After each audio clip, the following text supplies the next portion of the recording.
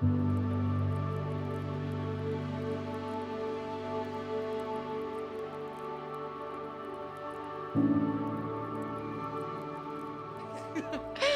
friends, welcome to another episode of Unplugged with Taylor. Today I'm here with Kayla Mansfield. She is so many things.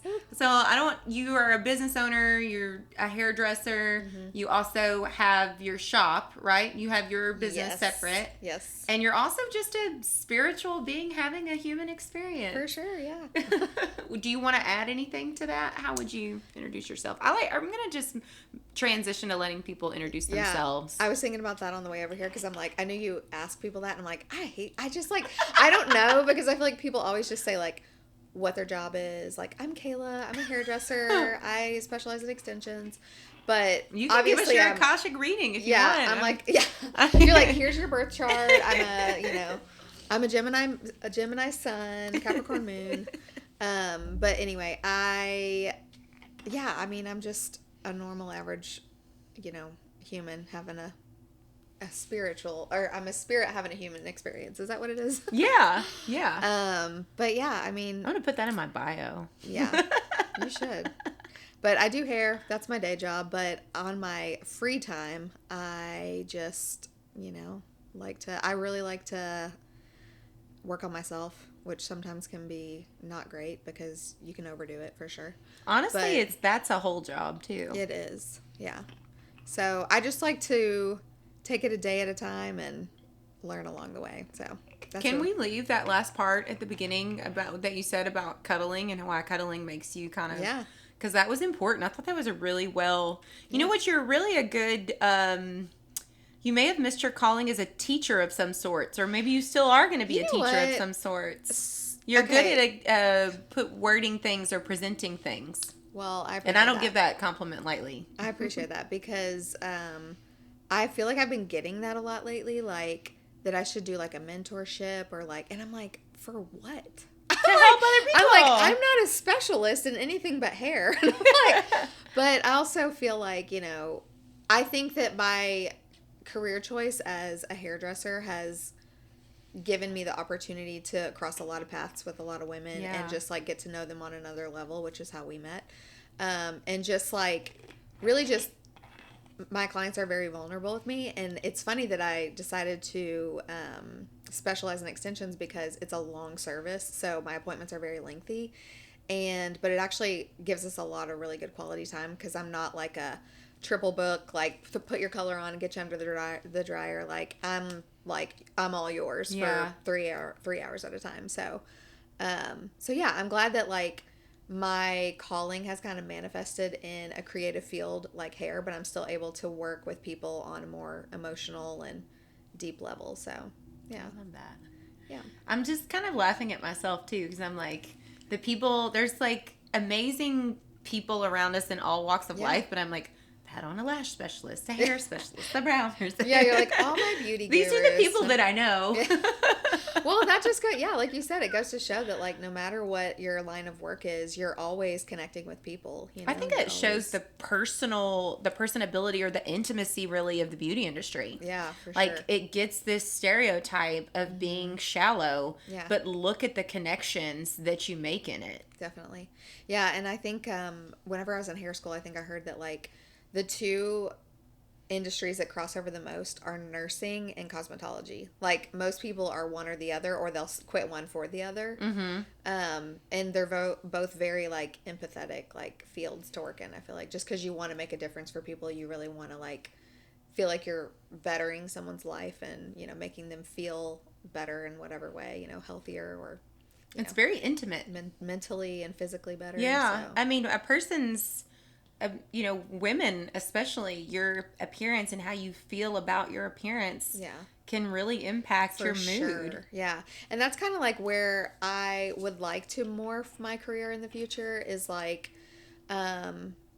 really just, I think about what's important to me is helping people connect to their most authentic self and then like figuring out who that person is and then me helping them connect with how can we present that on the outside, like, and to really show up for yourself because obviously when you look better, you feel better. And also just like, I think that, just in all areas, like when you don't really feel your best and you don't connect with the image that you're putting out, it's like a misalignment. You're not aligned in the right way. So it really is like kind of helping people align to their authentic self and then like show up in the world the way and give yourself permission to change whenever you want, like I just had pink hair like 2 weeks ago, and it's like your hair was blonde when I met you. Yeah, initially. I love this color. Thank you. I do too. Beautiful. Thank you. But and okay, funny story, little side story about hair color and identity. When I was growing up, I was always blonde and everything, and I'll just go right into my home story, like how I got to this point. So let's talk about, I'll just let you take over. Okay. And I'll jump in as I have questions. So this will tie back to my hair story, but basically I was raised in a Catholic family, went to school, Catholic schooling my whole life. But did you go to a Catholic school around here, or was it? Yeah. In Indiana. Okay. So Indiana Catholic school. I feel like that. Looking at that intersectionality is important. Not only what Catholic school, or not only did you go to Catholic school, but where did you go to Catholic school in Indiana? Yeah, for sure. But so I was raised, just with the belief of God, the Christian kind of Catholic version of God, and traditional Catholic, went to church. Was it all? It's all girls? Once or twice a week. No, it was co-ed. Okay. Yeah.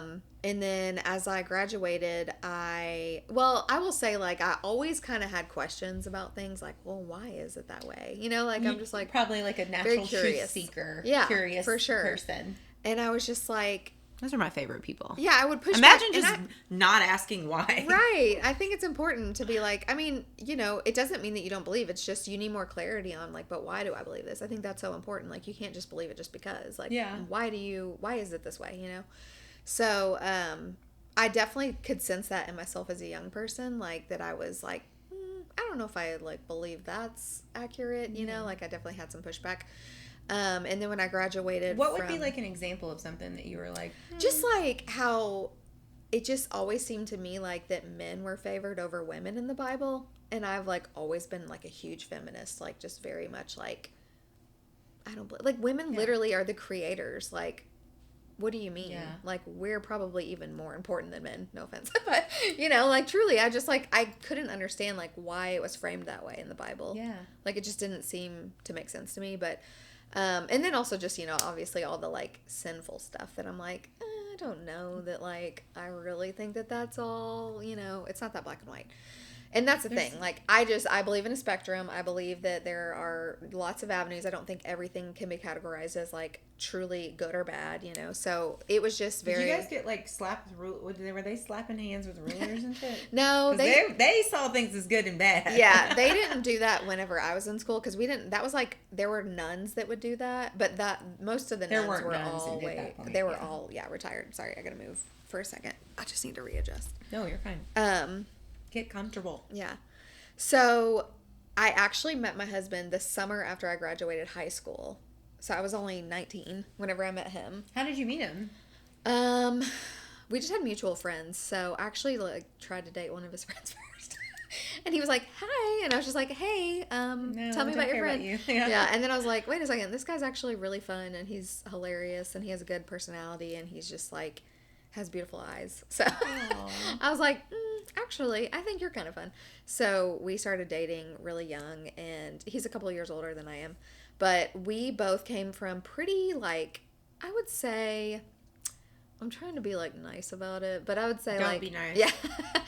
I mean, everyone has a story, everyone has a background, and I would just say that, like, our families, honestly, were probably very typical. I mean, multiple divorce, like, on both sides, we had lots of step-parents and stuff, and not the best, like, communication skills, not the best emotional, regulation, that sort of thing. So our issues have manifested in different ways for both of us. But I would say that being young, we both kind of needed family in each other. So we built a family together, and that was very like, I mean, it's how life happens. And, I think now looking back, I'm like, we were probably like kind of codependent and also creating some like very unhealthy bonding, skills. But there's still something beautiful about that. Yeah. Like I'm probably being too harsh, but you're the avoidant, okay? Literally. No, but I think that multiple things. I think that for one thing, how can you ever work to heal that in yourself if you don't have someone that's your opposite? Yeah. Then there's this push on. Now, obviously, it can go a lot of directions depending on the people and the work that they both put in. But for sure. I think there is a higher reason that those two types of people always find each other. Definitely. And I also think it's something we do kind of fit together like a puzzle piece. Yeah. But it's also like, it's not always like I think you have to find the right balance because you're attracted because of what you are lacking almost in the beginning, I feel like. And then you change throughout time and you become different versions of yourself. And so growing together has been the hardest part about being married. So I've actually been married for 13 years. Wow. I've been together with him since 2006. So I was going to say, now I remember what I was going to say. There's something beautiful about building family in another person, even if there was a level of like, it was on some levels of trauma response. Yeah. I just think that there's still something beautiful about a person at a time in your life being what you needed at that time. Yeah, for sure. And it's even more amazing that you all have grown together for 13 years. Yeah. So, well, actually, we've been together for like 18 years. 18 years. Yeah. What's his name? Ryan. Yeah. So we dated for 5 years before we got married, and we lived together before we got married. And so just like taking steps out of my family and into my relationships, into my relationship, it was like, obviously coming from a Catholic background, it's like, oh, well, you shouldn't be living together, like all these things, but it wasn't too like. But weren't your parents divorced? Yeah. Exactly. Don't the Catholics say no to that too? Right. So, it's like I think for me, it wasn't necessarily that I was hearing it, but I was so programmed. I had so much guilt. Yeah. Like I had so much guilt with like, oh man, I have to do things like by the book and exactly the way. Like it's kind of wild how I don't think I realize like how, like I hate to say programmed, but I mean, no, that's what it is. Yeah, what more powerful of a socializer is there than to not have to watch over someone, but to drill something and ingrain something in someone so deeply that they will monitor themselves. Yeah, and that's the thing. Like fear was the root of. It's fear conditioning. It's fear and shame-based conditioning. Yeah, and it's unfortunate that religion gets hijacked that way because there's something really beautiful, as we're going to talk about. Yeah, to like the true nature of spirituality. Yes.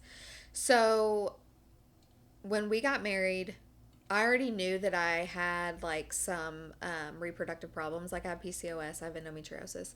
And so whenever I got diagnosed, I asked my doctors, I was like, is this going to make it hard for me to get pregnant? And they were very dismissive. Like the amount, or I should say the lack of information that they have about PCOS specifically, which is polycystic ovarian syndrome, is so wild to me because like even on the journey I've been on in the last 13 years, like there's still doctors, I mean, just normal OBGYNs that, like, have no idea, like, oh, well, I just take birth control. It's like, I'm just like, it's not a new thing. Like, it's kind of been around for a while, and I don't know, but I guess there are so many versions of it, technically, like how it affects your body in different ways. But there's a lot of things you can read out there about concerns about the lack of research done on women's bodies specifically because our bodies are so different than men's. Yeah. You can't just, a friend of mine's actually kind of going through the same thing. You can't just rely on research that's done with men to, transfer over to women. I heard that just, I think it was just recently, like in the last like 5 years maybe, that this is graphic, that they just started testing tampons with real blood. In the last 5 years. What if they were using some other like liquid? I'm like, okay. But they also have water lead, with the red dye, arsenic, and all that. So, Anyway, what is the? Okay, never mind. My mind was just like, what should we be using instead? But we don't have to go there. No, I'll go there because that's part of my healing journey. I will say, I'll go there in a minute. But so did you read the thing that said if you like bleed with the new moon? Yeah. Oh, I follow all that, honey. Yeah, I bleed with the new moons. What's that mean? Are you? That's like the most. Are we in the same coven? I think that's the white cycle. Yeah. It's like the most fertile cycle to be in. Oh, You're like God. actually in your most fertile, yeah. Like, so, yeah, basically, Interesting. well, and when you think about it, it really makes a lot of sense because that's kind of how they used to track it, like before they had calendars and stuff. Like, that's how the Yeah. women would track their cycles is by like the phase of the moon. So, like, you would start at a certain phase, and it's like every you have like the new moon, and then 2 weeks later is the full moon. So, if you're starting on the new moon, then you would ovulate on the full moon. So, like when it's a full moon, you're ovulating. So, be careful if you need to. Is that where that comes from? Like, I don't know. like I mean, full moon, like the intensity like of the moon people's cycle. They call it your moon cycle. like I guess okay, never mind. I'm thinking about people's energy in the full moon and Well, what's really cool about that though is that like your cycle will change also over time. So like there's a whole thing. I'll look it up while I'm telling you about it so I can show you because it's actually really fascinating. But based on like the phase that you're that's in, teacher energy. That's something I do. I'd be like, actually, let's research it now. hold on, let me see. What's it called? Period moon cycle. So if anyone wants to Google it, it's period moon cycle. You can learn a lot about yourself and your fertility. Oh, sorry. Okay, yeah, here we go. So like the red moon is when you bleed on the full moon. And we can put the picture. Yeah, and you ovulate on the new moon. The white moon is when you bleed on the new moon and you ovulate on the full moon. And it's like you're nurturing, fertile, ready for creative projects or children. And then pink moon. Oh, is that me? Ready for creative projects or children? Yeah. Just one or the other. So, but it's cool because like the red moon cycle is all about you're highly intuitive and the epitome of a dark feminine energy. The pink moon cycle is you're considered ready to for transformation and growth and expansion. And then the purple moon is when you're considered to be transitioning into rest and inward reflection. So also like as women get older, they're going from like the white moon cycle down to the purple moon cycle. Interesting. Yeah. So it's like different phases of your life. Your fertility changes, but also it'll change during the phase of the moon. So it's really interesting. So your fertility is tied to the phases of the moon. Yeah. Wow. It's like and you can track it based on when you get your period and what phase the moon is in. That's really cool. But a lot of people's cycles aren't regular. So that's the other thing. Because of all the things that in our... When I had I said when, I still have it, but when I was really dealing with it bad, my cycles were like 60 days long. I mean, I was not having a regular cycle. I wasn't ovulating regularly. It was really jacked up. So basically, back to my fertility journey, I was asking the doctors and they were just so dismissive. They were like, oh, you don't need to worry about that yet. And I'm like, I still need the information. Like, you don't get to decide when I'm going to be starting to have a family, So how old were you when you were asking? I think it was when I was diagnosed was when I was asking, was probably around 18, like 18 or 19. Yeah. Don't worry about it. Right. Yeah, don't worry about it. I'm like, yeah, because not giving information is the best solution. Like, when does that ever work out? Don't worry your head with that. Yeah. But so we started trying as soon as we got married because I was like, it could take forever. And also, at that point, I think it might still be this way now, you have to actually be on paper trying for, depending on your age, but when you're younger, it's like a year. The doctor needs to know for a year that you've been trying. So you say have to document how many times you've tried? No, you have to be like, we're starting now. And then they'll write it down in your chart. And then a year later, they'll be like, okay, you've officially, like, we can now refer you to a specialist because. That's ridiculous. Yes. I'm like. A year of trying. Right. So 12 months, 12 cycles of being just completely devastated. Like, well, no, just didn't work again. Right. So, that just goes back to the distrust and women's certainty about what's going on with their own body. Right. Why don't you, I'm the expert in my body. Why don't you leave it up to me? But, but so we started trying and we probably tried for probably 2 or 3 years before we actually were like, okay, we need to get help because part of that was we were young still. And I think so at that point I would have been about 25, maybe close to. But 25, I was like, oh, I'm ready to have a baby, So, we started trying and we weren't having luck. So then we decided, a couple of years into it, we were going to go see a fertility doctor. So we did.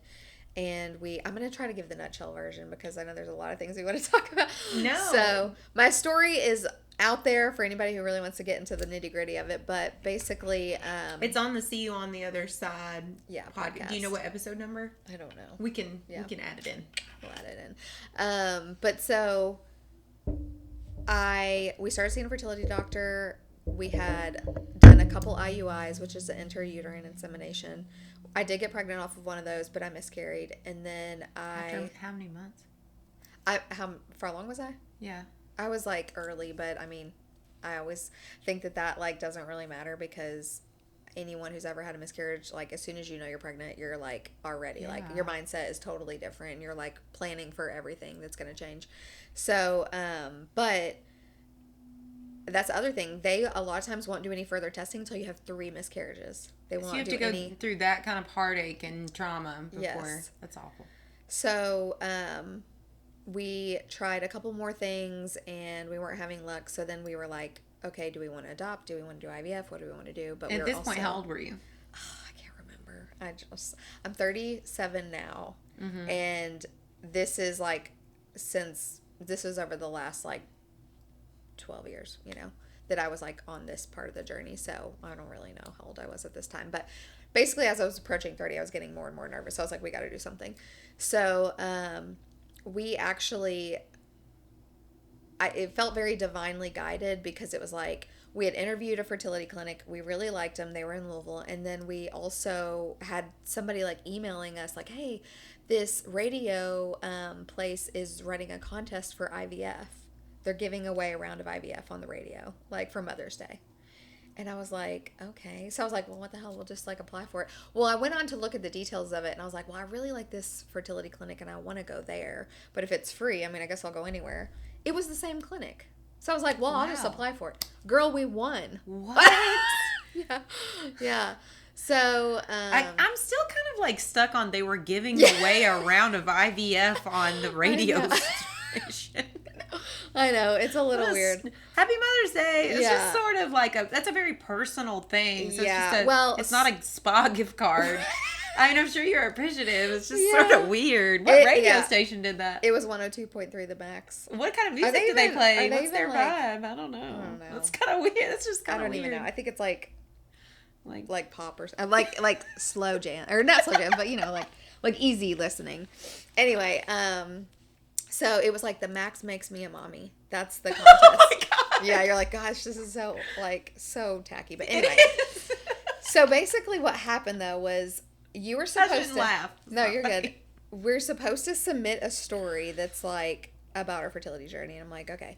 No, that's beautiful. Yeah. To share if their goal was like, okay, let's, spread awareness about people out there at this holiday. That's what it probably was. All right. Sorry, didn't give you all the context there. That's kind of weird. That makes a lot more sense. Yeah. Good for you. And also, what's it called? 102.3. 102.3. Yeah. You're like, shout out. Yeah. I take back what I said or thought. But they were like teaming up with Kentucky Fertility Institute to like, basically they were just launching their new facility. And they were like, hey, we want to offer this as like a Mother's Day gift to someone who's not a mother. So it wasn't a drawing. That's what would have made it tacky. It wasn't like, fill out a card and we'll draw your name out. It was like, we're looking for a special family. Yeah. Okay. Yeah. So, well, I went to like type in our story and it literally took like one paragraph and I had written like this whole thing out.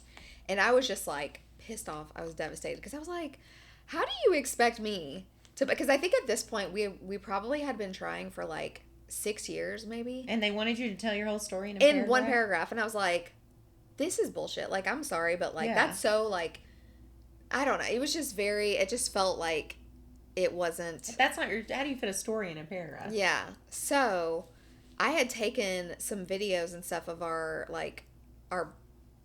just journey along the way. And so whenever I was writing it out, like typing it out for the people, I was rewatching some of the videos and stuff, and my husband was like, that's what you should submit, the video, instead of like writing something. So that's what we did. We just literally put the link to the video, and we put like something about like how could you summarize the last 7 years of our life or something into one paragraph? Like, if you want to know what we've been through, like this is how much it would mean to us to win, and like we put that in there.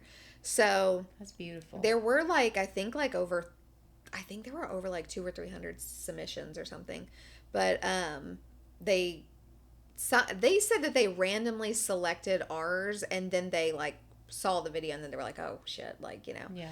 So then they had called me and they were like, you're a finalist. And I was like, oh my God, I'm a finalist. This is crazy. And they were like, if you're selected to win, would you be open to us like submitting your, or showing your video, like posting your video for other people to see? And I'm like, yeah, that's fine, you know. Because I was like, well, if I say no, they're going to be like, okay, never mind, you know. Yeah. So I was like, yeah, that's fine.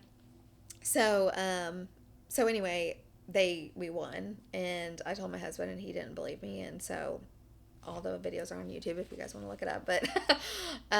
But so we did IVF. We went through that whole process, but then it was like before I could do IVF, I had to have like all these certain tests ran. Then we had to have genetic tests done. Then they found out that we both have like a genetic like carrier gene for the same thing that like they said could have contributed to the miscarriages. So they said we should have our embryos genetically tested. So that was a whole other thing, which that's like an additional fee. We had to pay for the medication and the genetic testing and all That's that. another thing. It's crazy how much it all, how costly and it takes a long time too, because by the time we got all the testing done, then you have to wait for like the perfect cycle. So they have to like monitor you every month until you have like, okay, everything looks good, we're good to go, you know. At any point, are they bringing in like looking into like an emotional or psychological piece no, to this? And that's like that's concerning too. That's where like for me during that whole process, I was like trying to find support groups. I was trying to start support groups. I mean, I was just like, people need to feel supported on this, on the emotional side, and like, yeah, you're well, even like the fertility specialist should be looking at those factors, for sure, because of the mind-body connection. Yeah, definitely. So we finally, I think it was like we won in May or April or May. And then we didn't actually do the egg retrieval until December. So 6 months later, we did the egg retrieval. And then during like Christmas break, it basically was, they took 31 eggs out of me. They fertilized 18. And then of those 18, only 2 of them made it to the freezing stage, like a 6-day embryo freezing stage. So then they biopsy those. They send the biopsy off to genetically test, and then they basically give us the genetic report once they get that back. So once they did all of that, we had 2, and I was not happy with 2 because I was like, they took 31 eggs. Like, surely to God we'll get like 6 frozen or something, you know. But everybody's like, oh, well, it only takes 1. And I'm like, shut. Like, oh my God. I'm like, I want to have I want to have more than 1 kid, you know, like I want to have siblings. So this was for the freezing process. This wasn't for, okay. Yeah. So they were going to do. How old, at what age were you when I don't you? know. I don't know, girl. Like, it all runs together. Girl, I try to put that in the past. Yeah. No, I really can't remember. But, so we get our report back and they said, unfortunately, neither of them are viable because they were both in a miscarriage. They're genetically abnormal. We're not going to be able to transfer either of them. So that was heartbreaking and very, very difficult because it was like, we didn't have the money to do it again. We didn't have like, I was getting closer to 30, so I was already putting so much pressure on myself. Like, I don't even know if I can have a healthy pregnancy. Which probably doesn't help. No, the stress, no. And then it's like, but we also, like, we had literally all of our eggs in that basket. So it was, like, just so excruciating. And, like, I just, and I think at that point, it really was one of those moments where it was like, why did God lead me to this just to literally break my heart? You know what I mean? Like, it really did feel that way. Like winning the contest. Yeah, like, why? Yeah. Like, just put me out of my misery. What was the point? Pick a family that it's going to work on. Like, why are you doing this to me? It feels so, cruel. So we had a lot of just trauma from that and just a lot to like unpack and process during that time. And we also like during that time, which I just now found out, like the way that we were both processing what was happening was so different. Like the way my husband was processing it versus me, it was really, really hard because I'm more like, I will say I partially do think I was emotionally bypassing at the time, but I also think that I do think when I am ready to process, I do process things a bit faster than my husband. I think he really sits in it and kind of gets like lost in it sometimes. And so for both of us, it was like we were just getting like pulled apart because we were just like, I'm like, we need to try again. I was just like, whatever. Like I was just like trying to get us through to the next thing, And he was like, I just can't. Like I'm so heartbroken, So it was just like, kind of ripping us apart, but also just like at the time, and I didn't know this at the time, but like I was trying to be my outlet. I think what was helping me process was like being so honest and vulnerable during the journey and like filming it all, posting it all, like letting people in, because it felt like I had a community that like was backing me whenever I was like, this is so hard, I just don't know if I can do this, you know. And people like were so excited for us, you know. But then it's like on the other hand, then it's like all those people were so devastated for us, which, you know, sometimes you don't really want everybody to know when it is bad, because then you're like, there's no escaping it. There's no like, Yeah, you have to I'll really go face to, it. yeah, like I'll go to work and just like not talk about it. Like, oh, then everybody knows. Like, oh, well, oh, I'm so sorry, you know. Or even if you hadn't really like fully accepted it as fate yet, Yeah. having people put their "oh, I'm so sorry this didn't work out for you" energy on it was Yeah. probably really triggering, even For though that sure. was meant with best intentions. Right. And that's the thing. Like, I always knew people meant well, but it was just like, oh my gosh, like, I don't want to. I got so tired of being like, poor Kayla and Ryan, poor, you know, they deserve kids so much. They deserve a family. And it was like, yeah, I mean, I was angry, I was sad, I was like, just also like, I don't want to be like the victim. And that was also me like deflecting really like what it was. Like, it was really sad, it was really horrible, it was really heavy. And I was just like, I don't want to be the victim. I don't want to be like, I don't want people looking down on me. I don't want people to like be, oh, poor Kayla and Ryan, you know. It probably started to really agitate you, and if you weren't in a place then to understand what, Yeah, I wasn't. where that anger and frustration came from, it's almost like this. Yeah. Stop talking, like you Yeah. just, if one more person said anything. Yeah. Well, and for Ryan, like I said, what I didn't realize at the time was like, he was very uncomfortable with me like filming and putting him on the internet and like sharing like his, like he just, I didn't realize it, like, because he was just so go with the flow at that time. But like years later now, I mean, it's He almost never been, said anything. no, it's almost been, I mean, and we're both in therapy now, and that's one thing that has come up for him was like, he was like, I felt like you were like broadcasting our pain, and it was so excruciating for me. And it was like, you didn't give me a choice. Like, you like almost like borderline emotionally abusive towards him, like, because it was just like, and I didn't realize, you know, at the time I was just like, that was my way of like coping. And now I know that like, if I want to share anything in my life, like, I need to share what my perspective is and not necessarily like his stuff, you know. But, and I think it just speaks to, even though you all had been together for over a decade at that point, Yeah. you still in your relationship weren't at a place where you could look at each other and say, Yeah, for I'm not sure. okay with this, or Right. this is why I need this. Yeah, definitely. And I think Communication is so hard. And also when you're going through such a like vulnerable and like, I mean, I think for him, he was probably like just wanted to go with the flow because I was the one that was physically having to go through it all. He's like, I don't want to bring it up. Yeah, like he was probably like, I don't want to like put more on her. Like, I don't want to cause us to fight, you know, whatever. So, so then that chapter closed out, and we took, I don't know, maybe a year or two probably that we like just couldn't even, I mean, we were like not even, we were just doing like, honestly, I think we were just so, I remember the day I found out, and I just literally was like, get me the alcohol, get me all the bad things that I've been like not letting myself out. Like, I was just, our whole, like, at this point, honestly, we had probably spent, I mean, it felt like close to 10 years, but I don't know if it really was a full 10 years at this point, that we had just been like, our entire 20s literally felt like we were having kids our one goal. So like financially, we weren't taking trips with our friends, we weren't going to concerts, we weren't doing this and that. We were literally dedicating every single resource we had to this and our youth, you know. So it's like we were just like, we put so much of ourselves and everything into this journey, and then when it was like, nope, not gonna happen, it's like you're resentful, you know. You're like, I just gave up so much of my time and my, you know, my youth to this project, and now it's not happening. And my identity, you know, it's just like, that's the other thing too. It's like during this time, all my friends were having kids, so I would go to all their baby showers, I would like celebrate them and thinking like, well, my time's coming, you know. It's like, well, 10 years later you're like, well, fuck, like, you know, is this ever gonna happen?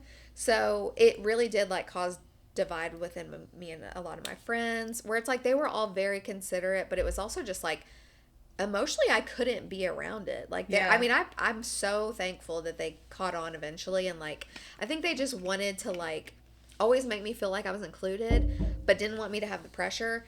And then they just like stopped asking me to come to birthday parties and stuff, which I actually really appreciate because I'm like, no offense, but like I just I like have nothing to contribute at all. Like I don't have a kid to play with your kids. I'm not going to sit here and talk about like parenting because I'm not a parent. You know, it's like I literally would just felt like I was sitting like there like I just feel so out of place, you know. So, and it was like I love and care all for all my friends and their journeys, and also like I can do that from over here and like, you know, wish you the best, and like maybe that's really selfish, but it's what I needed at no, the time, you I know. don't It's think like so at all.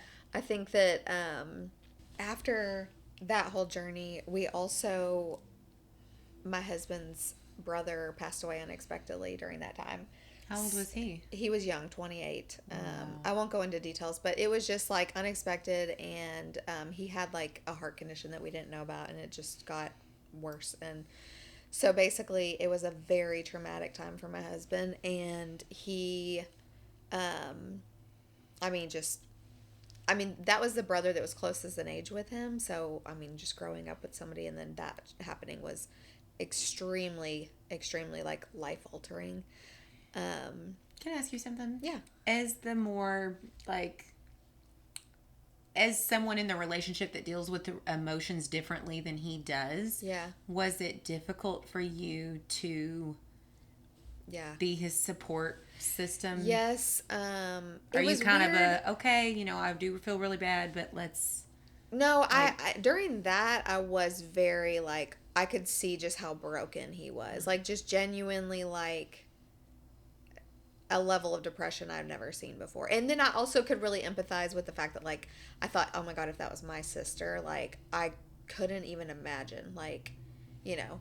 So I just really like I was able to really like I think I did a decent job during that time just because it was so like I just felt like I wanted to really nurture him in that moment because I was like, "Oh my gosh, like I just can't even imagine like he did like the eulogy and like just it was I mean just I can't, especially as it was his younger brother. So it's like, you know, I mean, he just I can't imagine, you Yeah. know, like I mean, I can imagine. That's why I reacted the way I did. But yeah, just seeing him so like raw was like very very hard.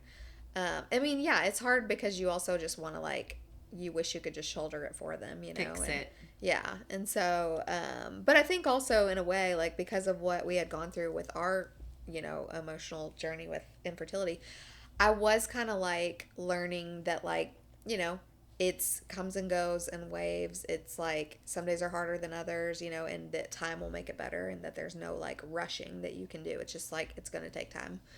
Um and then during that time we were also considering foster care. So we got presented to be foster parents for some kids that were family friends of ours. So we were like going to do that. And then we also, it came down to like during that time, it was like that, or we also got reached out to adopt embryos from a family. That's interesting. Yeah, so they had gone through IVF and they had extra embryos left, and they were like, "We've been following your journey.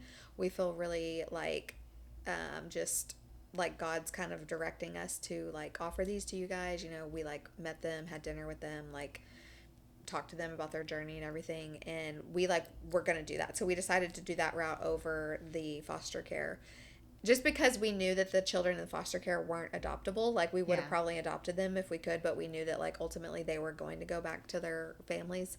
So we decided to go with the embryo adoption. And then like I had surgery to prep my body for it. We had gone like it's basically goes like a normal adoption, like where you have to legally like have an attorney and all that, and you legally adopt the embryos. But also like through because the embryos are held at like a fertility clinic, you have like the families, both families have to meet, and then they have to meet with like the doctor, the like there's an attorney, I It's guess, that's almost like present. there's aspects of the adoption process that are present because Right. it's They a kind of transfer. overlap, yeah. And then also there's a psychology appointment you have to go to also where everybody understands like what's happening and what's going on and that like you're all consenting to it. So we got down to like everything except the final like piece with the psychologist and the attorney, and they backed out. Like they just totally ghosted us. And so you still to this day have no idea why? No. Well, I know that they got it. I know they got divorced. So, yeah. So they, like, but I was Right like, around that time. which I'm kind of like, what are you gonna do with those Yeah, now? Like, maybe it's just they got But so consumed with, because would it have, well, no, because they were already outside of their body. Like it was yeah, literally just a just matter frozen. of Yeah, they were just frozen. maybe there was this psychology piece of like they didn't want a Maybe piece of them out there. Yeah, and it could have been. Um, it wasn't meant to be. God, that just But yeah, it was also just like, dang, like, why'd you even offer it? yeah, Like these like it's almost from your perspective, I'm sure like these like little, almost yeah, these moments almost. and even in kind of like these freak situations, like Yeah. you win IVF on a radio show, it doesn't work out. Right. This couple wants Randomly to by donate. chance. You're gonna adopt an embryo. Oh, you're gonna die when I tell you this one. I think it's coming back Yeah. because I've heard the stories, but I'm Yeah. just like, I mean, it's every time you hear it, it's like, wow. I know. Sometimes when I say it, I'm like, what the fuck? I can't believe that that's my life. That's weird. But so then, so right before I started working at the extension place that you met me at, or wait, did you? You were all. I never went to. Oh, okay. Yeah. Okay. Well, right before the place I'm at now, the place that I was working at, I got reached out to by a family friend of mine, a very close family friend. Basically family, I'll say. Well, she was my family. She was married to my dad, my ex stepmother. Okay. Little nugget. Family friend. Yeah, but she is like, she's my friend now, even though her and my dad are not married. But Yeah. she's very much I have one like of those. my second mom, But she works in occupational therapy and she works for the First Steps program. I don't know if you've heard of it. Yeah. Mm-hmm. So she works with a lot of low income families, and she had a family that she was working with that has lots of children, and the mother found out she was pregnant, so she was like, I can't have another kid. I need to have an adoption. Like, I just can't keep this child, So she reached out to me, my dad's ex-wife reached out to me and was like, would you be open to this, And I was like, I mean, yeah, I think so, like, so, again, like just something that comes out of nowhere, And so she like, we say yes. And then like, I think it was maybe like 2 months later, we're just getting bits and pieces of information. It's like she doesn't want to meet you guys because she has a history with drugs, and she's like afraid that it's just best for her to not know like where her child would be. Did that scare you? It did, but also I was like, well, I mean, maybe she's thinking like truly about like what's best for the child, and not like, like it's like, because I knew that she was like in recovery, so I knew that it was like a possibility that she could be into drugs again, which that scared me, because I was like, oh my gosh, like what if what if the baby's drug addicted when the baby's born and all that. So, but like it was just kind of like she was okay with her mom talking to my second mom about things, and then like kind of they were like relaying things to me, which over time did kind of like worry me, because I'm like, I just feel like I'm not getting like clear answers. Yeah. And so, but I mean, it was like I was getting ultrasound pictures, things like that. So I was like, well, okay. But like probably like 3 months into it, they called me and they were like, it's actually twins. It's not just one, it's two. Are you like okay with that? And I'm like, yeah. I'm like, well, at first I was like, oh my God, you gotta be kidding me. Which at this point I'm like, well, shit, I could have had 2 kids by now. Like, yeah. Hell yeah, this is exciting. I was like, okay. What did Ryan think? Was he like, okay? He had a smile on his face, like, oh my God, all right, well, okay, 2 for 1, Aww. So we like knew they were boys, and we knew that like there were 2 of them, and so we fully like went all in, full nursery, 2 cribs, 2 like rocker things, all the whole 9 yards. We had names picked out and everything, and then like I was at work one day and I got a call, and they said that the mother had gone into labor early and that both of them were stillborn. So it was like I just cried and like got in my car and left. And then I was like, now I have to go home and break my husband's heart because he doesn't know and I'm the only one that knows. So that was like, I don't even know. I mean, how do you even, I don't even know what I said, to be honest with you. I think I've like blacked out part of that. But so that was like for me, I think that was where I really was like, I need to just accept that probably I'm not meant to have kids, because I just don't think that at this point, like, I can even. And you know what, to be fair, like, I kind of think during that time too, I was like, between the embryo stuff and the adoption stuff, I think I was like really going hard at church. I was like going hard, going to the Bible studies. I was going to like try to start an infertility group and all of that, because I needed community so bad, and I was like so desperate for Were you like. starting to feel resentful at all towards like your beliefs and just? Well, I think I probably had moments of that, but I think more than that, I was like kind of just, again, so brainwashed to believe that, like, well, maybe I'm just not a good enough Christian. Maybe I'm not like giving enough of myself to God. Maybe I'm not like, praying hard enough, or not Organizing like enough Bible studies. yeah, like I think part of it was like, oh, I just have to have faith in God. I have to have more faith, and I have to not rely on my understanding. I have to Ryan like trust. that religious too? No. So the And whole like, time is he kind of like? well, he did go to church with me during that time, and I definitely think that it did help him. And I'm not going to say like that I didn't get any positive benefits from it, because I did. No, like, no. At the time, it's what I needed, and I definitely think that it served a purpose. I just think like now not being a part of it, which I'll get to that in 1 minute, is like there are a lot of things also that was very much like preying on the vulnerability that state that I was in, and that's where I think sometimes I don't love like church dynamic, because I think that like a lot of people do find themselves in like a crisis situation, and they're looking for answers, so they get involved in church, and then like it's like you're kind of being told all this stuff that like I don't really think is always the most helpful, and sometimes it's more harmful to be like, well, like when people say, oh, it's a miracle, and it's like God is the reason that I'm pregnant, and like it's like I knew all I had to do was be faithful and all this, and it's like, so then what about me? Like, so you're saying I'm not like faithful, and that I'm not like trusting God? Like, I don't know, it just feels very like, so the people that don't get what they want, it's just because God didn't like. They weren't good enough. Yeah, it's like, what are you actually, what kind of like, what message are you sending in those moments, So that's where I feel like it can be kind of harmful. And I didn't mean to be, I have to catch myself constantly because of all of my religious, like, I still have, like, roll my eyes. Too. I have a lot, like, don't worry. If you ask my family, they'd probably be like, she's an atheist. No, I'm not. So I wouldn't say this to someone who wasn't spiritual and didn't, like, if I didn't kind of know their beliefs, because I think that it can come off really dismissive of someone's really heart-wrenching, like I could feel your pain telling that story. But what lesson do you think that you were supposed to be learning through all that? Because God, like... Let me clear my throat chakra. Well, probably several lessons. Patience is one, probably.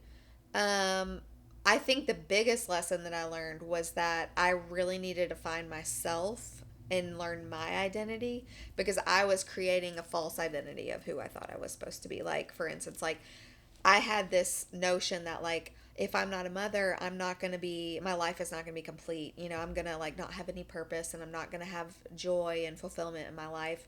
And so that was the biggest lesson. And that's ultimately what I think my infertility was meant to teach me, which, funny enough, this goes right into my next piece of my spiritual journey. So once all of this stuff had happened, I really was like truly lost, because I was like finally like, fuck this, like, I don't care. I've given everything to God, and like, where the hell's my baby at? Like, so I think I was just like, there's got to be like, at this point I was like, there's just no way that this many terrible things can happen. It had to feel like a mean game. No, well, it just was like, was it written in the stars this way for me? Because truly, it had to be destined that this many bad things would happen, because I can't believe that like I just got that lucky to have this many things happen. Just horrible, like once after, all around the same thing. It's like, I understand like unfortunate events happen throughout your life, but like all related to the same topic. Like the door slammed so many times, like what? Like this has to be on purpose. Like this has to be part of my life plan, So I had stopped going to church during the pandemic, and I was like on TikTok all the time, you know, like I still am. But you know, I was Learning just like, things. yeah, I was just like, you know, I was very open to like just trying to understand like what is outside of this bubble that I've been living in, you know, like, and so I had seen this girl's videos that kept popping up, and her name was Taylor also, and she was talking about her spiritual journey and how like she got to where she was. She was raised by like, she had like a grandfather who was a pastor or something, and all this, very religious when she was growing up, but kind of again felt very like, I just think that there's more to it, I think that I'm missing something, you know, whatever. So she went on her spiritual journey, and then she learned about the Akashic records. And so I think the guy that was on your podcast told you about the Akashic records, which is like kind of like a library that houses like the soul contract. So like it's like essentially the way I imagine it is like a book that has your soul has a book, and every lifetime you've ever lived has a page in the book. So you can like meditate and go to this place and get information about like your soul contract. And so each lifetime that you reincarnate, you sit down with your spiritual team and you kind of just discuss like what your goals are for this lifetime. Like, what are you trying to kind of overcome, like karmically, and like what are your goals and what are your talents going to be, and like what's your overall like destiny of this lifetime.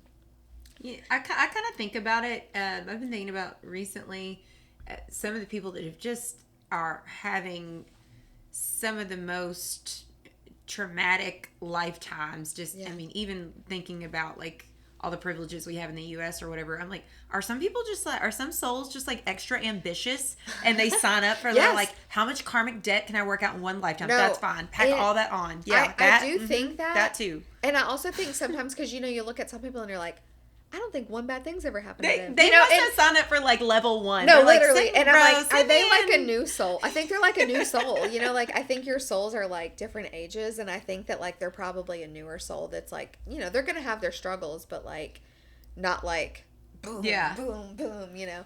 But so They wanted anyway, to dip their toe in. They're like, start me out at like the first level. yeah, Like, level oh my 1, God. yeah. But so this Taylor girl, she was talking about how she learned like about the Akashic records, and how she's basically now like channeling the Akashic records and like doing like full-blown readings where she gives you like a full rundown, like 20 pages long. Did she say how long it took her to master that? Well, so she did like 'Cause it takes a lot of focus. it does, but also she like she has some sort of like certification or something that she went through. So I know it sounds weird, but like no, there there's are a classes guy you can take. Yeah, there's a guy who like did a whole study on this. I'm not sure where he's from, so sorry if I don't want to give any misinformation, but like basically he like learned the system of like how the Akashic records like how they break down to like numerology and astrology and all that stuff, and kind of created like a formula, I guess you could say. Yeah. So he teaches on that, but also in tandem, he teaches like how you can like meditate to channel the information. So she has like an algorithm of sorts that she like plugs in your information to kind of get the numbers of things. And then she also meditates to like channel any additional information. So it's like I a guess hybrid that's what of, I meant. So I knew that there's ways to train on it, but like if I signed up right now to Yeah. try to train on that, yeah, I am not good enough, I don't think, at meditating yet. right. Because so she must have had some practice with meditation, because Yeah. to get that clear and also to trust the messages, like Yeah. you have to be pretty clear of your own trauma and emotional blocks to be able to trust the messages that come in enough to like give them to other people. For sure. Start with card reading. Yeah. Build your intuition there first. But So yeah. I'm just like thinking to myself, I wonder, she must have like been in a good place with those other things and then been like, oh, this will naturally, Yeah. I would be good at this. Yeah, so she was talking about how like the Akashic, or how the soul contract breaks down to like all these different areas. It's actually like the Star of David when you look at it. So it's like your upward triangle is all your spiritual stuff, and your downward triangle is all your physical stuff. So like it's physical talent, spiritual talent, physical destiny, or sorry, hold on. Spiritual talent, spiritual goals, physical goals, and then spiritual karma and physical karma, and then all of it together creates like your number sequence. It's like your soul destiny. Yeah. So I was like, and then she would like talk about how like numerology is so interesting to me. Like, I would love to learn so much about that. I think like, you're just a truth seeker in general. I Like, am. Like, I you're want to learn not everything about everything. once something like resonates with you, you are not hiding. Oh, no. You cannot hide information. I'm like that. No, I'm and like, I see it in you. You're seek like, it out. I need will to know have everything to know like a everything about sponge. this now. Yes. Especially if you just kind of started going down that rabbit hole in 2020 and now, like, Yeah. I just know how much you know now. Mm-hmm. Yeah. Well, and also, like, there was, like, because when you start to follow different pages, like, people that watch, like, the Schumann resonance or whatever, it's just, like, the energy spikes of, like, the earth and all that. They talk about, like, how there was, like, a mass awakening in 2020 and that we're, like, having another mass awakening right now, Oh, too. I can tell. And so there's so many people that you wouldn't even like randomly that you're like, oh wow. Yeah. Okay. And so, and it really was like, I know, like, people who knew me before, if they're watching this, are like, what the fuck? But, like, truly, I'm telling you, it is like, okay, this is gonna sound Nothing sounds weird to me. Like, I have only been on this journey for like a few months, and nothing sounds weird to me. Okay, well, viewer discretion is advised. No, but I was gonna say, you know how people are like, I don't know if I've had an orgasm, and then you're like, oh no, now I know, you know, because you're like, once you know, you're like, oh no, like, you know when you know what I mean. So that's kind of what a spiritual awakening is like, because it's like, you're like, I think I have. If you have to say, like, what's the orgasm have to do with it? No, you're saying, no, girl, if you know if you'd had one, right? Yeah. Because, like, I'm telling you that, like, I swear to God, within a matter of, like, probably 3 to 6 months, I was literally, like, looking at everything around me, like, holy shit. There's like hidden meaning in everything. There's, like, signs all around us. Spirit's trying to talk to us all the time. Like, the angel numbers popping out and all this stuff.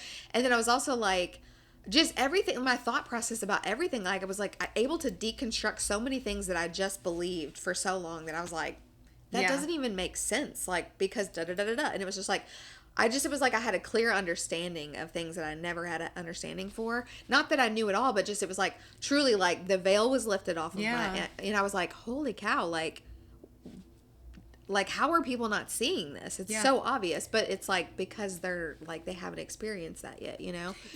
It's so funny you say that because it's not out yet. Well, it will be when this is out. But in Christine's episode, we talk about like sometimes for people that's plant medicine because when you can fully feel something, then that's your brain will forever have that. Like, experience is the greatest teacher. Yes, and I kind of wonder sometimes if it's like, I don't know, like, if everyone's contracted by their soul contract to have an awakening every lifetime, like if it's an opportunity. I wonder that or too. Has this happened every time and then I forget again? No, and I've thought that too. And I also think that, like, in the beginning of my awakening, I wanted to wake everyone up. I was like, oh my God. Like, it was like, I was like the fountain of youth. I was like, everybody drink, you know, like I really was like, I have to unlock everybody. But then it was like, the more that I like evolved and like learned myself, I learned that like, they're not meant to have their awakening until they're ready for that. Yeah. Like, so there is no amount of like changing, like opening their eyes. Like, it will happen if it's supposed to happen in the time it's supposed to happen, you know? You're right. I probably needed to hear that. Yeah, like... but I'm also just, like, incapable of being disingenuous. So, like, whatever I'm interested in, I'm going to talk to... People around me are going to hear about it. Me too. And like, so, I think the core people, they're just, like, they're used to me always going on about something. They're like, okay, here she goes. Do hyperfixation. Do you know what your human design is? Manifesting generator. Do you know what your numbers are? Or do you have a 1 by chance? I don't remember. 1 is like an investigator. I'm definitely I'm like always like I feel like that if that's obsessively like investigating I things. see that in you that I'm like that. Like, you will not hide information from me on something I want to know. This is really interesting. My husband and I are the same numbers, but we're different energy types. So I'm a manifester. He's a manifesting generator. But we're both 5-1, which is like the heretic and the investigator. So like, which is hilarious that I'm a heretic because that's like, I'm going to debunk the shit out of something. Like, some are like, this is how it is. I'm like, I don't think so. No, it's not. Like, I'm going to be like, this is why it's not that. Like, I'm going to find all the area that it like, if someone's like, this is just how it is, I'm like, and then I'm going to like figure out how to just, you know, let them know that like it's more intricate than that. Like, it's not just that because you say it is. Like, it's actually all these other things, you know? So that kind of makes me argumentative sometimes because I'm No, like, I was gonna say you it know. sounds like a contrarian, which Yeah. I'm a contrarian. Yeah. Sometimes it's really annoying being around other contrarians because I'm like. Yeah. Sometimes I found that I like people who Yeah. like I have some friends that just they aren't contrarians. They're just like, ooh, cool information, nice, and they Yeah. just take whatever I say. I could be wrong, and they're just like, oh, cool, learning. But new sometimes things. I I'm feel like you know what, people this is like kinda nice for that. my energy. But then sometimes when people like that, I'm like, but do you really understand what I'm saying? Like, I'm like, you're just saying it because you want me to be done talking about it. But like, do you really get it? Because I'm gonna keep talking about it to make sure you get it. Oh, I have dated like more than one lawyer, and I don't know why. If you date one lawyer, that you go back and do it again. If you're a contrarian, like all lawyers should date people who are like, oh, okay, cool, new information. Because at first it's all fun and cute, and then like 6 months in, it's like, oh my god, can I just have an opinion? Yeah. You know, you never like everything has to be an argument. Mm-hmm. Do you feel like Ryan is like he just is kind of like listening and going along, or does No, he he's argue? the same. He's a 5'1". So y'all are both sitting there arguing back and forth about everything. Oh my Yes. god. Because Well, he's you've made it this long. Yeah, literally. Okay, so back to my soul contract though, because this is really wild. So I saw this girl on TikTok and I was like, okay, cool. I need to reach out to her because she's very interesting, you know. I go back to work after the pandemic and she's sitting in the chair next to me. I remember you telling me this. Yes. So she was sitting there and I was like, at the "Holy salon cow." Yeah. that you used to work in. So she wasn't one of my clients. She was someone else's client. But I was like, this is really weird. But are you on TikTok? Because I think I've been watching all your videos. And she was like, oh, yeah. You know, and I was like, I'm so fascinated by the Akashic Records and the soul contracts. Can you tell me about it? Like, but mind you, like. She was driving to go to that salon. Yeah. Okay, I was going to say she didn't was live from in Lexington at the time. Okay. Yeah.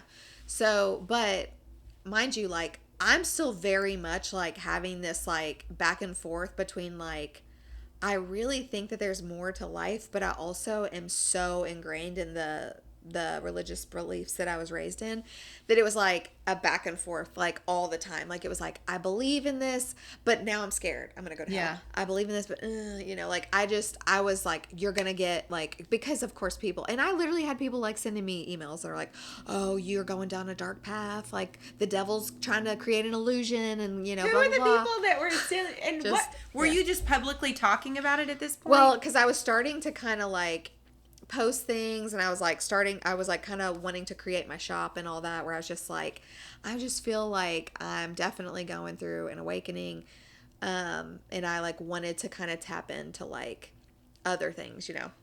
And so I was having a hard time. Like I was like I needed some like more evidence, but I was definitely like I know there's more to it than what I've been taught. Yeah. You know. And I think that that's like a very narrow-minded version of what the truth is, you know what I mean?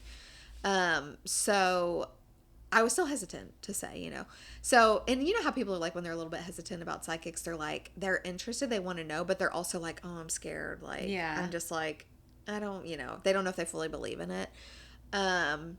So I was asking her questions about it and she had her laptop and she's like, oh, I'm actually working on someone's contract right now. Like I can kind of show you how it works. And she's like, you know, she asked me my date of birth, the city I was born in, and then my birth name. This is really cool. So she was saying your birth name is the name that the universe gave to your parents, and that the sounds of your name actually create a frequency that like kind of keep you on track kind of in life or whatever, I guess. Like, so she was saying like the actual like, I don't know, like the phonetics or whatever of your name or whatever. So she's like, what's your name? And then they like, so your name that's on your birth certificate, then they like convert it to like Hebrew, which is the original text or whatever. And then they convert that to like numerology and then they add that and whatever the algorithm I was going to say, is there something to do with there's a way to make it into numbers too. Cause I've had some readings. Yeah. So it's interesting that I've never heard that about they give it to your parents. So like to someone else, it might sound like, oh, whatever. But think about, like, ask how you were named. Yeah. Like, I know that. Well, because it will they'll have a feeling about it. So, like, okay, my name, I was named after a soap opera girl, like, on Days of Our Lives. Yeah. A girl named what Kayla would have in the 80s stood out to your parents about that to be like, I would have named my kid that. And it's like something resonated within them to be like, oh, I love that. I like the sound of that or whatever. Like, It's like an idea that's implanted that they think is their right, own, but there's a reason behind it. Right. Yeah. I think that's so cool. I do too. And also it's kind of interesting how, you know, how people say when they have babies, they're like, I don't know until I see them. Yeah. And it's kind of like the name will be given to them, you know? I was going to say, my mom said my dad liked the name Taylor, but she wanted to name me Danielle. Yeah. And she said when I was born, she just looked at me and she was like, no. She's not Danielle. Yeah. And babies all look the same. So right. What does that even mean? Literally.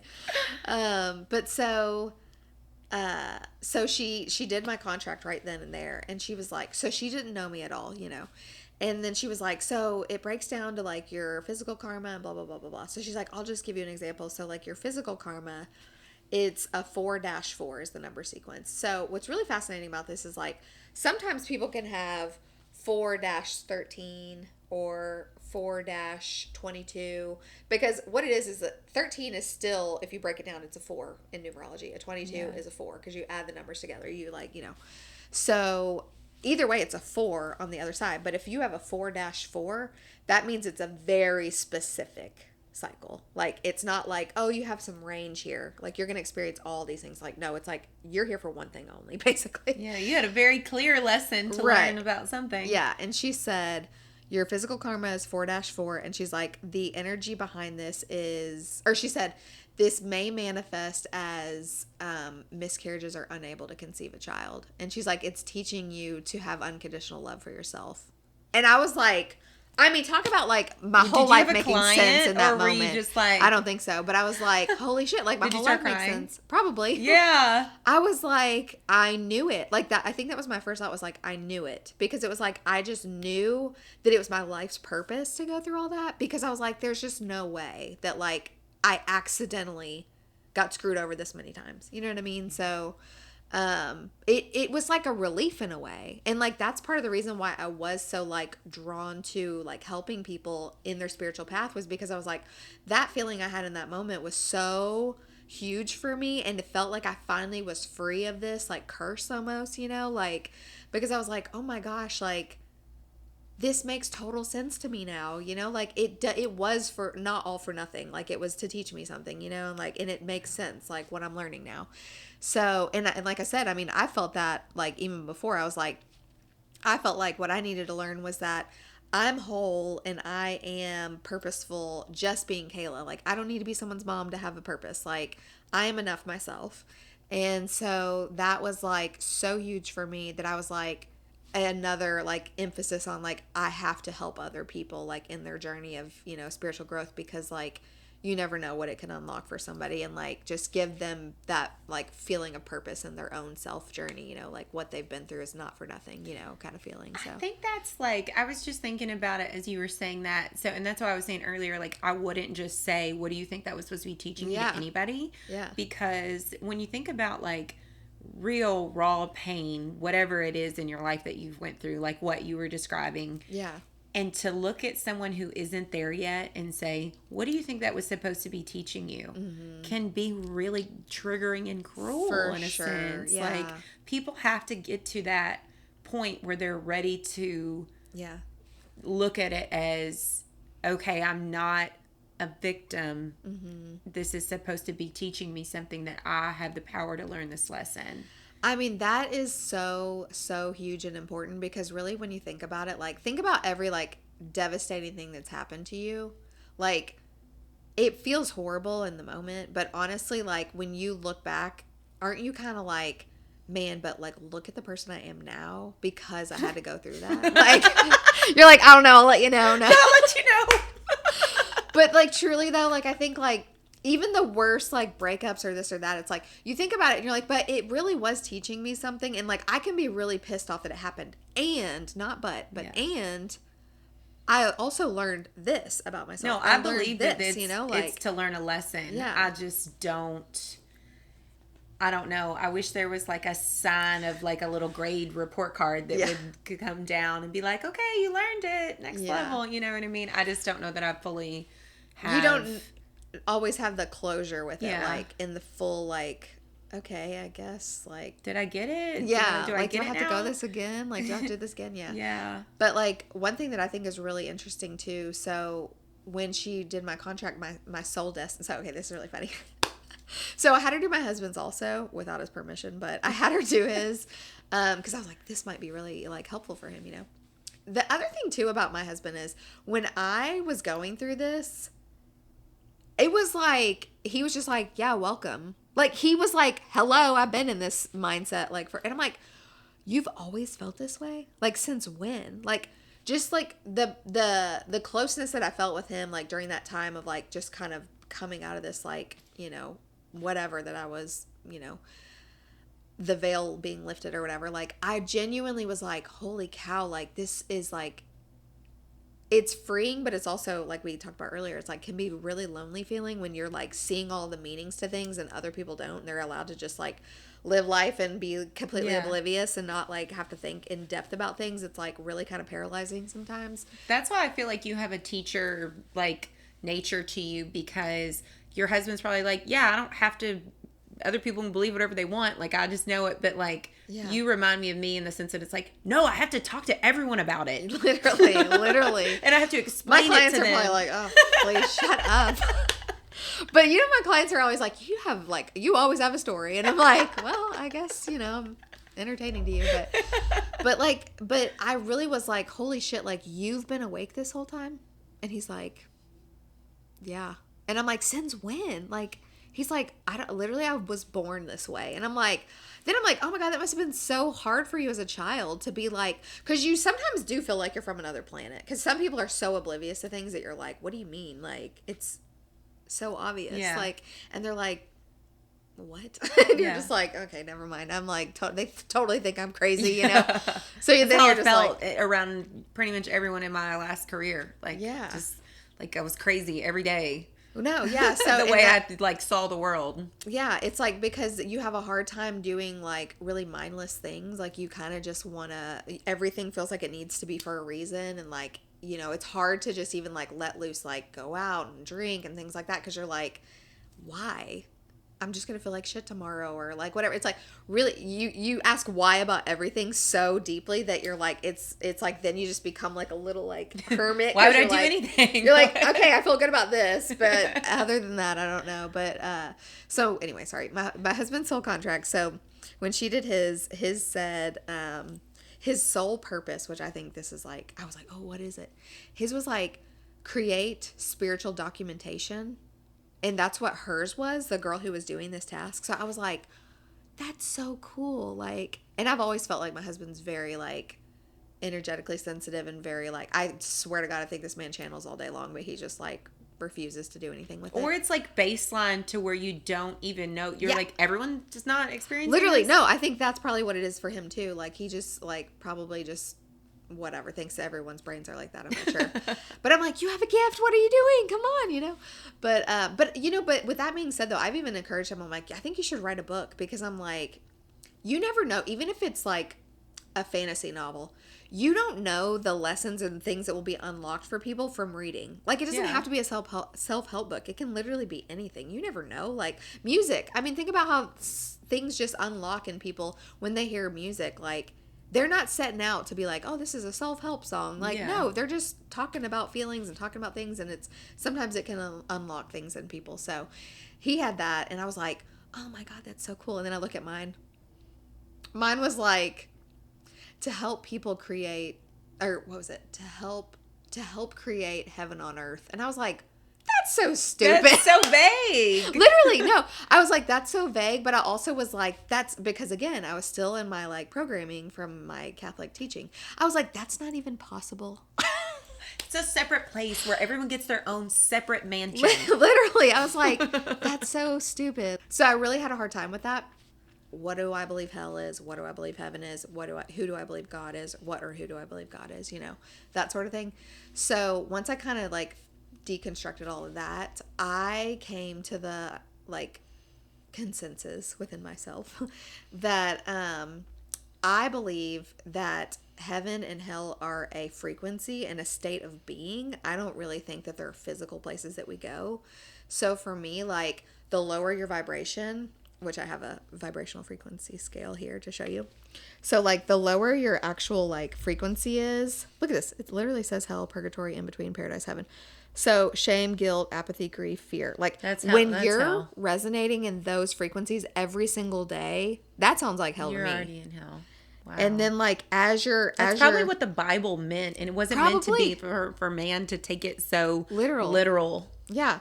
So then like you're looking as the frequencies are going up higher and higher and higher, you're getting to like, you know, going all the way up to like enlightenment, full consciousness, things like that. That's what I believe Jesus did. I believe Jesus was capable of raising his frequency so high. He ascended. Yes, and I think Buddha, Jesus. I think that I think he was trying to share that message, and I think that's what actually got him killed. That's why he was put to death, was because he was saying, you have the ability within you. We all have the ability within us. And that takes away power from entire civilizations. Exactly, yeah. When religion it's no longer a socializer in the sense that people use it to exert control over other people. Yeah, fear-based is a way to program all about giving your power their... away to someone else, whatever God thinks, whatever. Yes. When really that is in all of us. For sure. That's incredible. And that's what, like, whenever I was I love that. I love that. Yeah, I'll send that to you. Chart. Yeah, because I want to put it on the thing. Okay. Because there's a whole... there's YouTube channels I've kind of went down. There's one called the Esoteric Hub, and he takes out messages from the Bible, and he's like, this has been hijacked to the way we were told to look at the context. He was like, this is what this meant. Yeah. And when you said that, it really makes sense to me. Yeah. Like, hell and heaven aren't these white and red places above and below us. Like, your frequency, that where you live in your own mind, creates that here. Yes. Wow. And also, like, if you believe in reincarnation, which I do, then like your soul is for eternity going to if you come as something, you know, not like learning that lesson, exactly. you're living there. If you're living every single lifetime in that frequency, that is hell. That's hell. You know, and and burn eternally or whatever the. Yeah, I don't know where all that came from, but But essentially, I mean, that's what you, like you said, like it's ongoing. Yes. But I guess the part that's taken out of the old Southern Baptist or Catholic or Christian or whatever story is that you actually have the power. To change it. Right. Yeah. And so whenever I was like, doing the work I do, creating my shop, creating like just the conscious way of doing my job, like I was like, I'm doing my work. Like I'm creating heaven on earth because I'm helping people raise their vibration. I'm teaching people how to raise their vibration. I'm like giving them like, I'm creating an environment and I'm like incorporating tools and I'm, having conversations with them. Like I'm raising their vibration. I'm teaching them how to raise their vibration. Like, and that's ascending them. That's getting them closer to that like state of heaven, So I was like, I'm doing my work. That's incredible. So, and that's the thing. I think I wouldn't have thought of it when you said it. I'm like, well, that's vague. Yeah. What's that mean? Well, but now looking at the chart, that makes so much sense. That's really well put. See, you have a teacher soul in there. But I also think that, like, even with, like, tarot readings, when, like, you get a message, like, it's very abstract. And it's never going to say, like, okay, so even saying being a teacher, first thing people are going to think of is a school teacher. They're not going to think, like, an educator of spirituality, whatever. Someone who takes big concepts and breaks them down for people and helps people access information. Yeah. They're thinking very specifically about something, if it's, like... a writer or whatever it is. It's like literally that could mean, or what was it? I told my friend the other day because I was looking at his birth chart and I was like, it said that you could be what was it?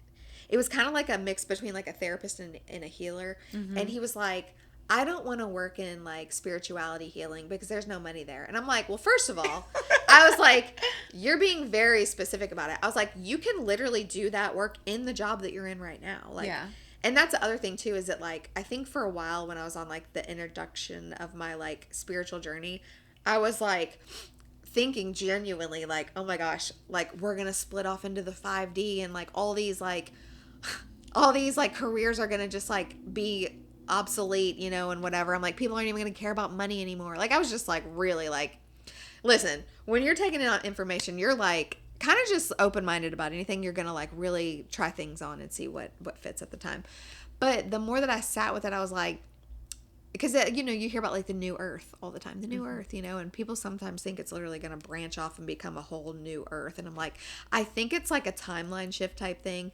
But I also think that like these jobs will probably still exist, but they're going to evolve in how they're done. Like the beauty industry for me, like my goal is to create some sort of method or system to do it in a more conscious way so that it can still be like done, but it's like everything's done with a purpose and everything's done to better the person, the environment, like using less plastic, like all those things are literally just destructing the planet, lowering vibration, all these things. Like there's a way to do your field in a more conscious way, and to help someone look energetically on the outside like they do on the inside, versus having this very specific singular standard of beauty that people want to adjust to, right? Helping them to just express themselves energetically on the outside as they do on the inside. That's a really cool way to think about a shift in that industry too. I think you're a great person to lead that charge. Thank you. It's been something that's been on my mind for like probably the last 2 years, but it's like, I do want to say this to anyone who's listening. I do think one thing that paralyzes a lot of people is feeling like they have to be like the master of something before they do it.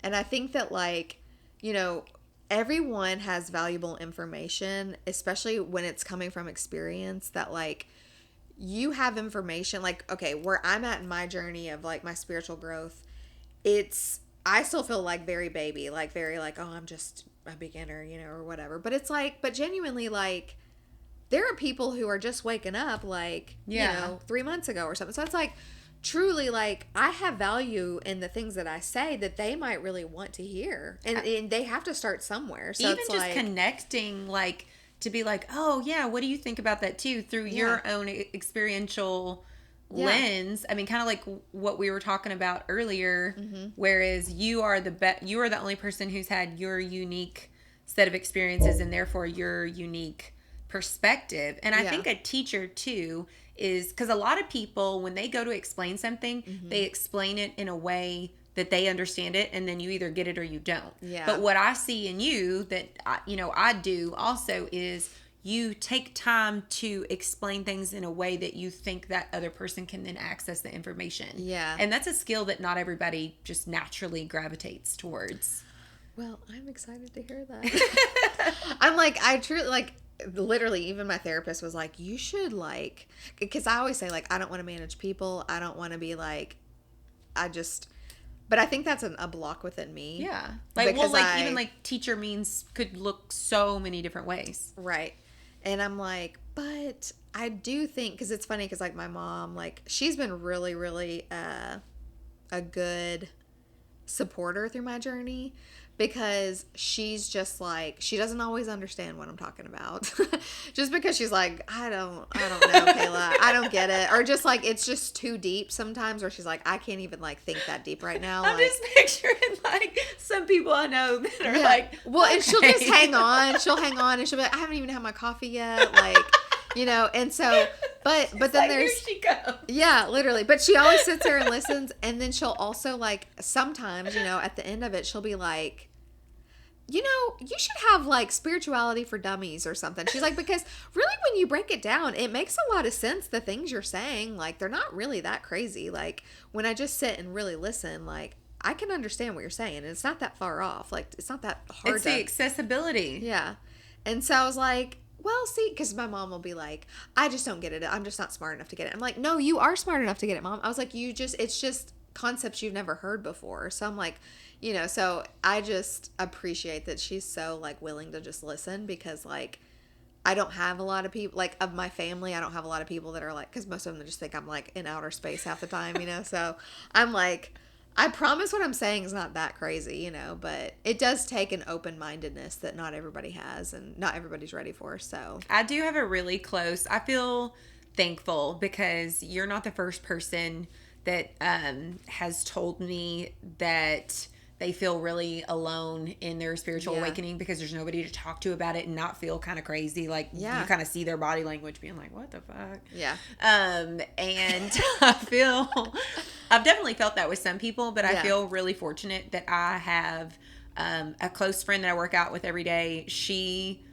right there with me in like, listen, I don't know that she has totally like gravitated over, but Yeah. a lot of the things she's like, that makes total sense. And like, she'll research things on her own too. And then I have people that are close to me in my life that are like further along in it, that I can like bounce those ideas off of, because I'm like, yeah, imagine if I was just sitting here, because that makes it, I actually talked to somebody recently, and he was like, it's so nice to be able to like say this stuff, because I get around my friends and I start to feel like kind of crazy. Yeah. And I'm like, I guess I feel fortunate that I do have some friends that I, you know, can talk openly about it with. Well, and that's why, like, I'm so thankful that, like, even though it's always a different pace for every person and there's stages where you're going to experience more growth, like, I'm so thankful that, like, my husband is, like, on the same page as far as I'm with that, because I will say to him all the time, like, I know this, like, when you're very, like, truly, when you, like, are going through this transition of, like, beliefs, it really is, like, you have to, and I still say it, so I said it today several times, but, like, I've gotten better about it, but being like, I know this sounds crazy, but da-da-da-da, you know, and it's, like, with him, I never have to say that, because he's just, like, yeah, like, it just, you know, so that's why I am so thankful, because I genuinely do think, like, if I was married to somebody who, like, was not, like, getting it, I would truly be like, oh no, like, because that really would feel very lonely to be like going through this with somebody who would be like, I don't freaking know what you're talking about. I feel that way about dating. You know? I feel like it's really, I haven't like attempted to date since I've went through all of this. Yeah. But sometimes I have these moments of thought, like, imagine me trying to like say this to somebody, you know, that I met on Bumble or something. like this.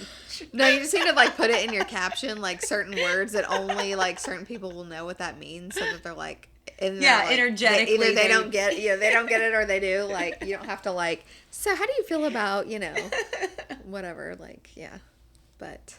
Anyway, well, any other questions for Yes. Okay. So, I think you just summed up your purpose. Mm-hmm. I always say, what is your purpose? And I think that you really just... You know what I like to think my purpose is? I feel like, and this is somewhere I'm comfortable being for now until I become like an old sage woman, but like, I am so comfortable being like the first stepping stone into spirituality. Like, being like the person who's like, you know, I come from this background, but like, I kind of have these feelings that like maybe there's more to it. And like, you know, it's like, that's my story. Like, I can resonate with that so much that like, and when it's so scary to take that first step because you feel so much like, oh man, you know, you just feel like you're really rocking the boat, and you feel like you're really like, it's a hard step to take, because you've built your entire identity on that. And so it's like, it's completely stripping down everything you've ever known about yourself to nothing and building it back up. And like, that's a huge step. And the first, like, so to me, I'm like, but I don't need to be the master of anything. I can just be the door that's open. Like, hey, yeah, like, you know, so I feel like that's what I think my purpose is just being that like space that's like, you're kind of exploring things, and you want to like, you know, have a sounding board, and you want to have like, be around people and community that supports that. And that's like what I feel like my purpose is. And actually, I started telling this story and I didn't finish it earlier, but it's a really good like just recap of all this. But like, so I recently colored my hair this color over the last like, actually I think it's been this color for about a year now.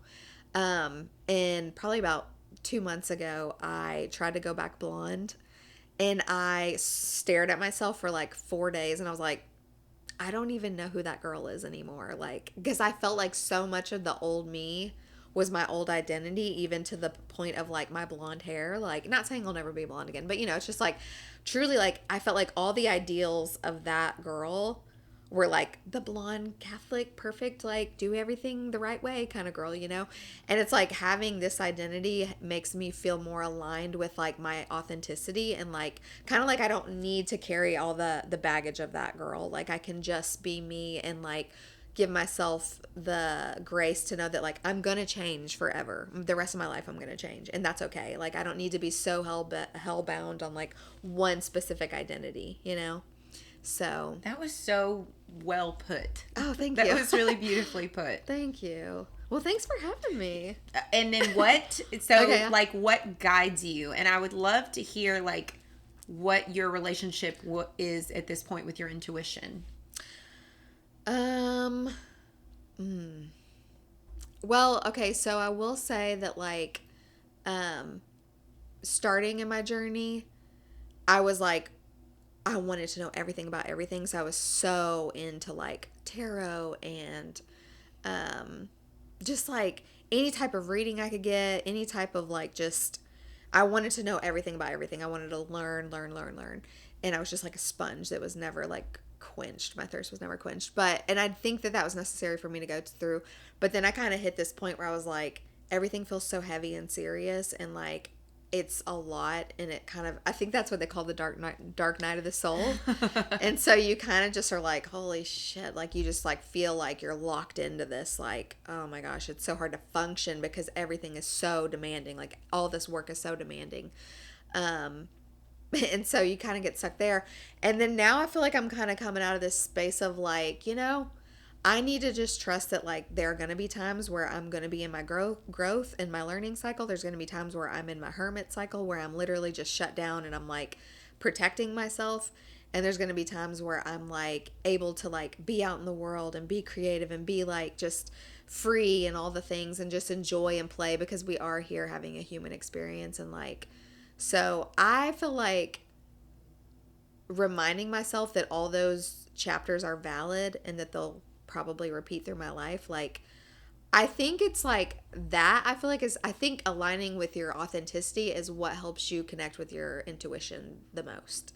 Because I feel like it takes you really being sure of like who you are and not putting on all these different identities or whatever to really like listen. Because you have to, like, I think when you're meditating, you're really just trying to quiet all the noise to really just like hear, yeah. And so I think my intuition just gets stronger the more that I just trust myself and I really leaned into my authenticity. So I guess that would be it, my authenticity.